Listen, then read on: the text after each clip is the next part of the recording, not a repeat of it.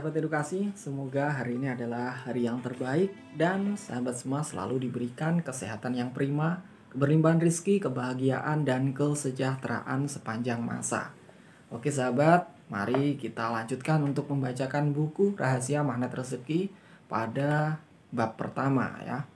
Masih di bab yang pertama, hidup dimuliakan dan dimanja.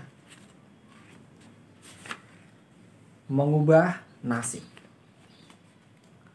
Kalau selama ini Anda tidak mudah untuk meraih sesuatu, jawabannya karena selama ini Anda tidak masuk ke level kuantum. Anda hanya masuk ke level nyata. Anda bertahan di level nyata Anda dan meyakini bahwa hidup ya memang seperti itu dan tidak bisa diubah.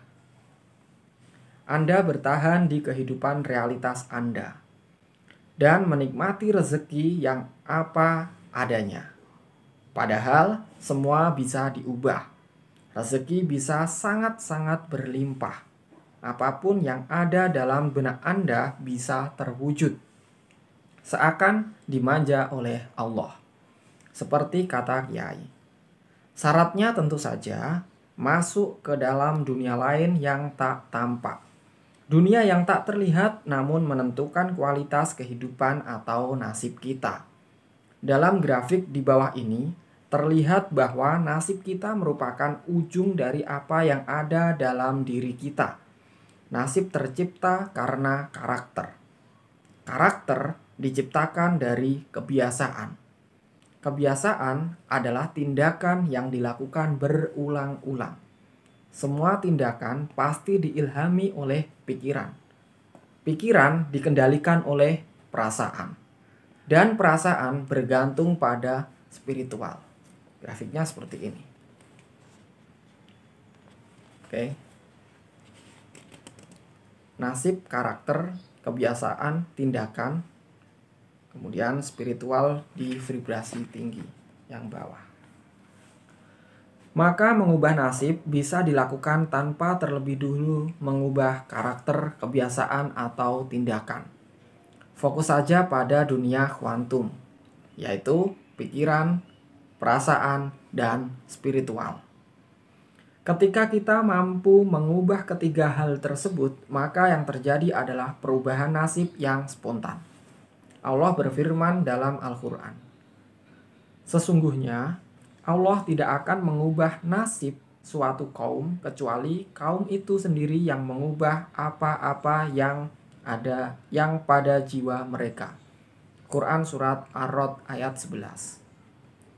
Coba kita perhatikan ayat di atas. Allah sendiri yang menggaransi bahwa nasib bisa diubah menjadi jauh lebih baik. Tapi tentu ada syaratnya, yaitu ubah dulu apa yang ada dalam jiwa kita. Allah tidak mengatakan untuk mengubah tindakan, untuk mengubah kebiasaan atau mengubah karakter, langsung lompat kepada jiwa. Jiwa itu tak terlihat. Itulah pikiran, perasaan, dan spiritual. Ada yang sering tertukar antara takdir dan nasib. Ada juga yang menyamakan bahwa takdir adalah nasib itu sendiri. Tentu, takdir dan nasib adalah sesuatu yang berbeda. Takdir adalah sesuatu yang tidak bisa kita akses. Takdir adalah hak Allah dan hanya Dia yang mengetahui dan mengendalikannya. Dia mengetahui takaran rezeki kita. Kapan didapatnya rezeki tersebut? Bagaimana rezeki itu didapat? Allah mengetahui segalanya. Bahkan Dia mengetahui apakah kita masuk surga atau tidak. Tapi itu ilmu Allah. Kita meyakini bahwa Allah menguasai yang awal dan akhir. Kita tidak sedikit pun tahu tentang apa yang Allah ketahui. Maka takdir tidak bisa kita ubah. Karena bukan domain kita. Walaupun tidak bisa disamakan, logikanya bisa mirip ketika kita masuk ke sebuah perusahaan. Lalu perusahaan itu menetapkan standar operasi dan prosedur. itu adalah hak perusahaan tersebut untuk menentukan apapun. Perusahaan milik sendiri, ya bebas melakukan apapun. Tapi kita sebagai karyawan perusahaan itu tidak bisa seenaknya mengubah ketetapan perusahaan. Yang kita bisa lakukan adalah menyesuaikan diri dengan ketetapan perusahaan, lalu berusaha semaksimal mungkin untuk berprestasi.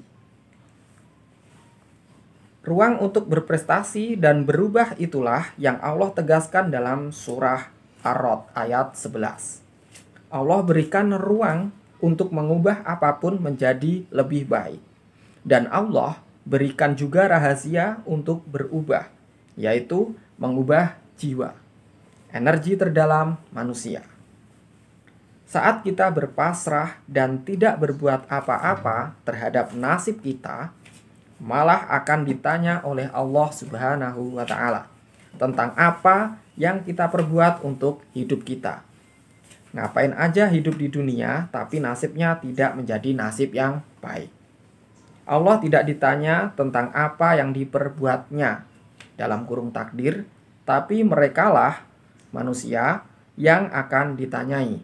Quran Surat Al-Anbiya ayat 23. So, kita fokus saja menjadikan nasib kita lebih baik. Allah sudah buka semua ilmu mengubah nasib di dalam kitabnya. Tinggal bagaimana kita memaksimalkan potensi yang sudah Allah berikan. Semoga dalam 3 bab ke depan, buku ini bisa menemani Anda mengubah nasib menjadi jauh lebih baik dengan memaksimalkan kekuatan pikiran, perasaan, dan spiritual. Sekian dan salam.